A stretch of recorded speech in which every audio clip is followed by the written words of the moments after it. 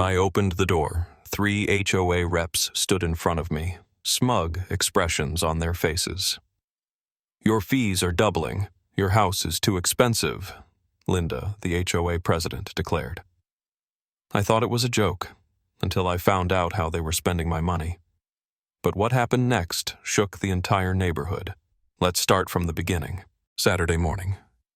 I was enjoying my coffee, lazily scrolling through the news on my phone when a loud knock rattled my door. Not a doorbell, not a polite tap, a forceful, almost aggressive pounding, like a cop serving an arrest warrant. I frowned. Neighbors don't knock like that. Friends don't show up like that. This was either a salesman or a problem. I opened the door. 3 people in sharp suits stood in front of me, perfectly aligned like a jury ready to deliver a verdict. Front and center, Linda Mason, the HOA president. A woman in her 50s with cold, ice-like eyes and a short haircut that made her look even stricter. Her expression was stone cold, but there was a ghost of a smirk at the corners of her lips. She was enjoying this. Flanking her were 2 men in gray blazers, radiating smugness. One looked like a classic bureaucrat, thin lips, gaunt face. The other was younger, with a neatly trimmed beard and the sly squint of a man who thrived on manipulation. Trouble. I could smell it in the air. Linda let the silence stretch, making sure I felt the weight of their numbers before finally speaking. "Good morning, Mr. Johnson." I crossed my arms. "I doubt it'll be a good one if you're here. What do you want?" Linda lazily pulled a document from her folder and handed it to me. "The HOA has decided to double your fees." It took me a second to process her words. "What?" I squinted at her. "Your home stands out from the rest of the neighborhood," she continued, her voice as cold as ever. "Too expensive, too luxurious. That means you need to pay more to cover additional costs." I blinked. "What costs?" Linda pretended not to hear me and went on. "We're not here to debate, just to notify you. Your new payments take effect on the 1st of next month." My jaw tightened. "Since when does the HOA tax success?" The bearded man smirked, like he'd been waiting for that line. "We're just striving for fairness." Fairness. I felt the anger boiling inside me. "Fairness?" A smile flickered on my lips, the kind you get right before you lose it. "I bought this house fair and square. I pay my dues on time. And now you want me to pay twice as much because you just decided I should?" Linda crossed her arms, her smirk widening. "You're welcome to file an appeal. But the board has already voted." I inhaled slowly. These people had walked up to my doorstep and straight up told me they were going to bleed me dry. They weren't even trying to hide it. The HOA had always been a bureaucratic machine. But this? This was a full-on shakedown. My fingers curled into fists, but I held my temper. This was just the first punch. I slammed the door in their smug faces, but their grins stayed burned in my mind. The HOA thought they could walk up to my house and rob me in broad daylight, without fear, without consequences. But what pissed me off the most was that they were so sure I wouldn't do anything about it. I stormed over to my laptop, dropping into my chair with a loud thud. I needed to find out exactly where my money was going. The HOA sent out reports to homeowners, but they were always vague, full of broad categories and useless figures. They counted on people not paying attention. But I wasn't people. I logged into my HOA account and pulled up the latest financial statements. Something felt off before I even looked at the numbers. I scrolled through the pages. Under neighborhood maintenance, the numbers were laughable. Pool upkeep, $500 lawn care, $300 trash collection, $400.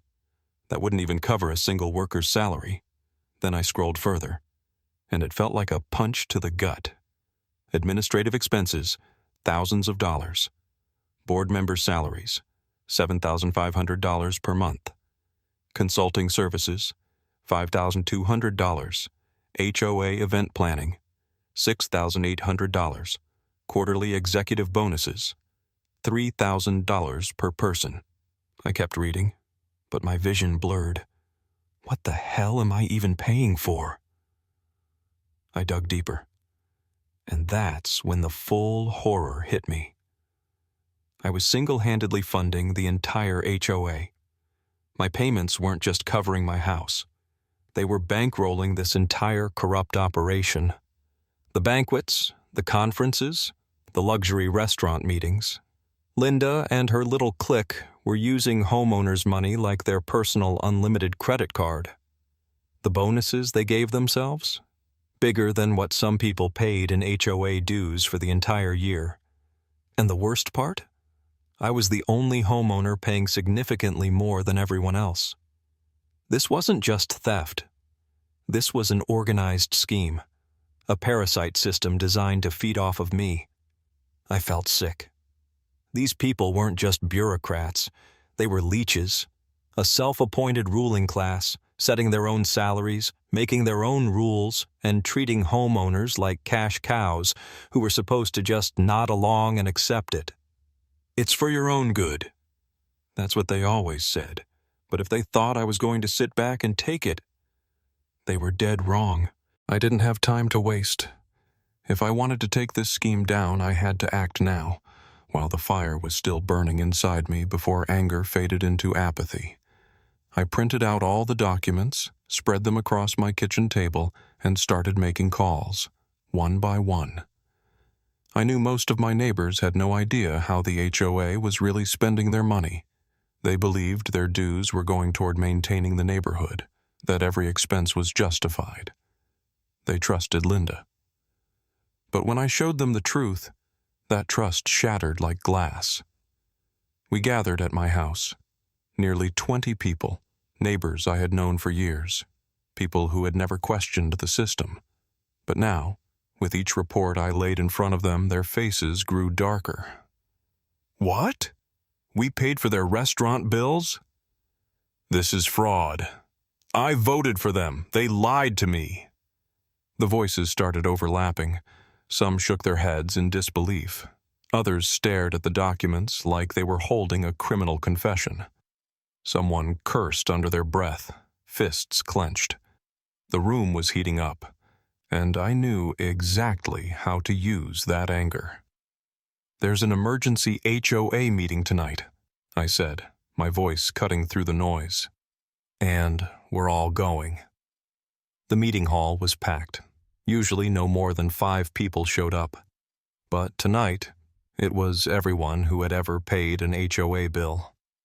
I walked in and immediately spotted Linda. She sat in the front row wearing her signature gray suit, a neat stack of papers in her lap.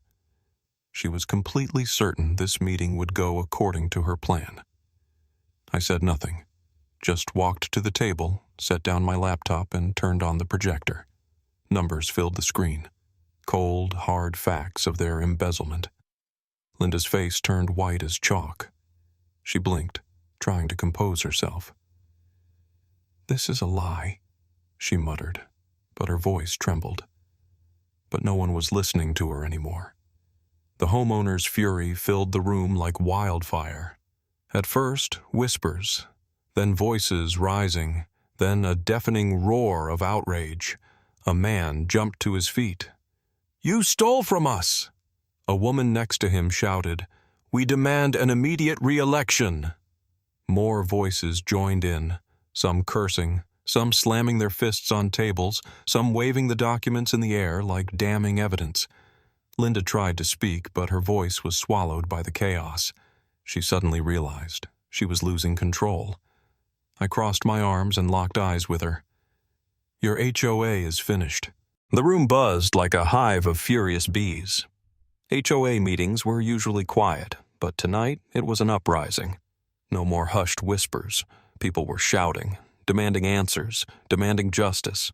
I watched Linda try to keep her composure, but her hands gripped her pen too tightly, her eyes darting across the room, looking for an escape. There was none. After an hour and a half of voting, arguing, and paper wars, Linda and her entire board were removed from power. They tried to stall the inevitable, but the numbers crushed them. Fact after fact exposed their blatant misuse of funds, their lies, their corruption. In the end, Linda just stood up and walked out. Her face was emotionless, but her clenched jaw and stiff posture screamed rage. The HOA was dissolved. Nobody had expected it. For years, this neighborhood had lived under their rules, their control, and now they were gone. People looked at each other, stunned. Someone let out a deep breath. Someone clapped me on the shoulder. I felt a weight lift off my chest, but I knew this wasn't over. We couldn't just go home and forget. I gathered the homeowners, and together we filed a class action lawsuit. I wanted their entire scheme destroyed. And that's exactly what happened. The court hearings were shockingly fast. The financial records spoke for themselves: fraud, theft, and unauthorized use of funds. The judge ruled that Linda and her associates had to pay back every stolen dollar. And Linda? She vanished from the neighborhood the very next day. No one saw her leave, but her house sat empty, curtains drawn, cars gone from the garage.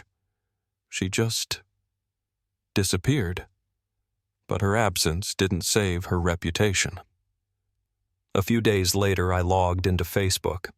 A post was going viral. "Can't believe I trusted the HOA for so long. We won't be victims anymore." Hundreds of comments flooded in.